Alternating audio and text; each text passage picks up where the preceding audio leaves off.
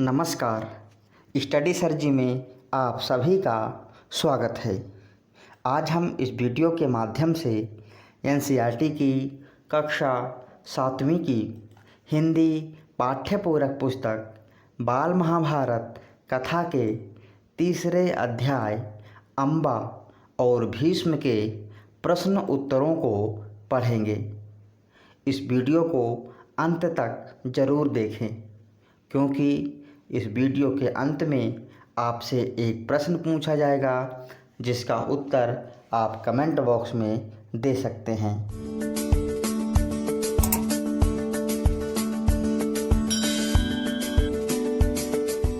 तो आइए वीडियो शुरू करते हैं।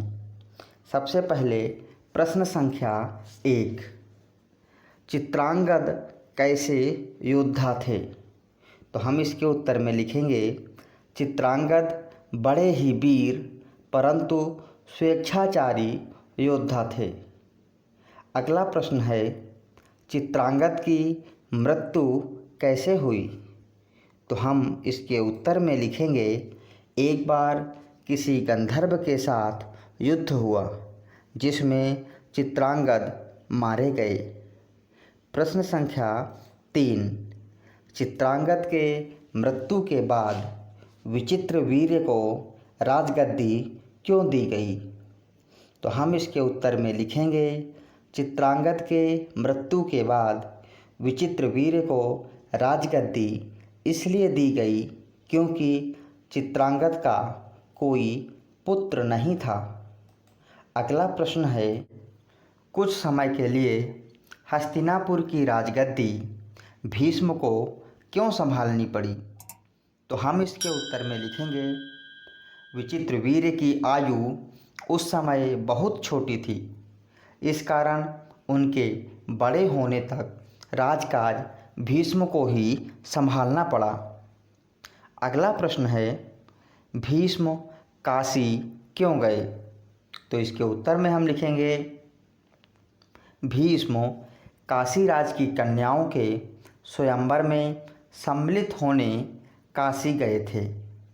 प्रश्न संख्या 6, जब भीष्म स्वयंवर मंडप में प्रविष्ट हुए तो सभी राजकुमारों ने क्या सोचा? तो इसके उत्तर में हम लिखेंगे, जब भीष्म स्वयंवर मंडप में प्रविष्ट हुए तो सभी राजकुमारों ने सोचा कि वह सिर्फ स्वयंवर देखने के लिए आए हैं। आइए इस पाठ के अगले प्रश्न को करते हैं। अगला प्रश्न है, स्वयंवर में भीष्म पर फप्तियाँ क्यों कसी जाने लगी?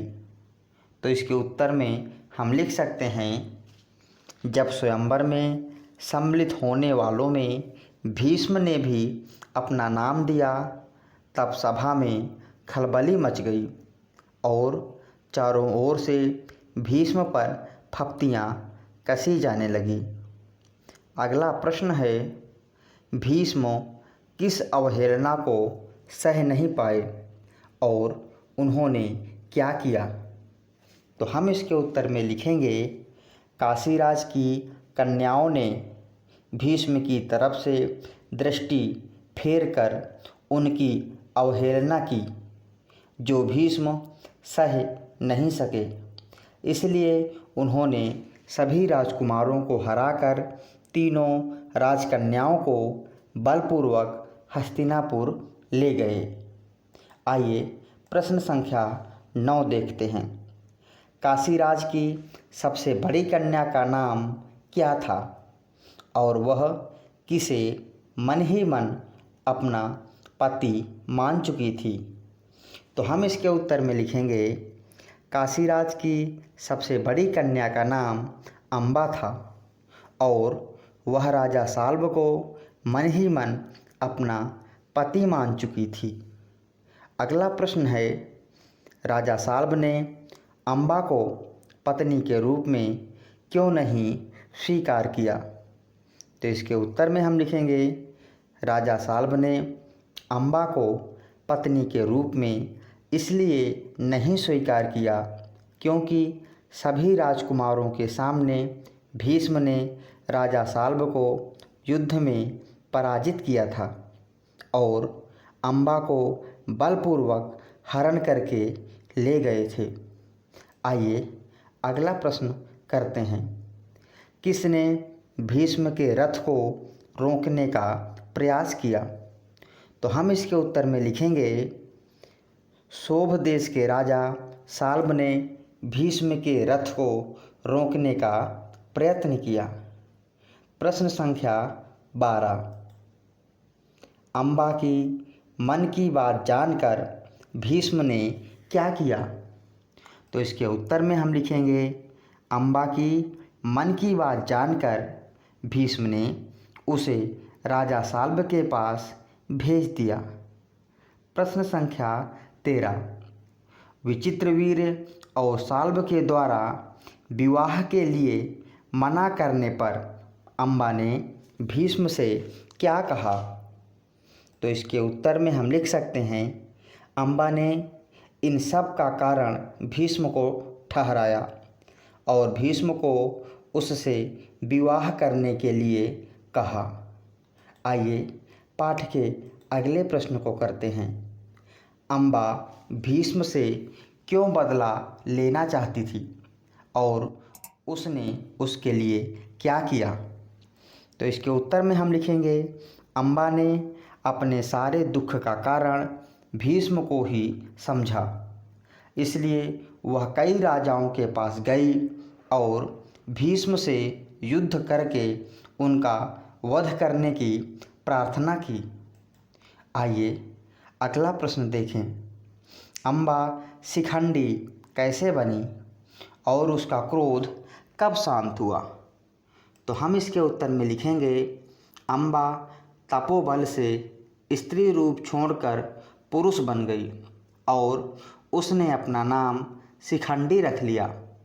शिखंडी को आगे करके अर्जुन ने भीष्म पितामह पर हमला किया और भीष्म आहत होकर पृथ्वी पर गिर पड़े। तब जाकर अम्बा का क्रोध शांत हुआ। आइए पाठ के अगले प्रश्न को देखते हैं। किसने किससे कहा? गांगेय, मैंने अपने मन में सौभ देश के राजा साल्ब को अपना पति मान लिया था। इसी बीच आप मुझे बलपूर्वक ले आए। इस प्रश्न का उत्तर आप कमेंट बॉक्स में जाकर अपने नाम और अपने शहर के नाम के साथ दे सकते हैं।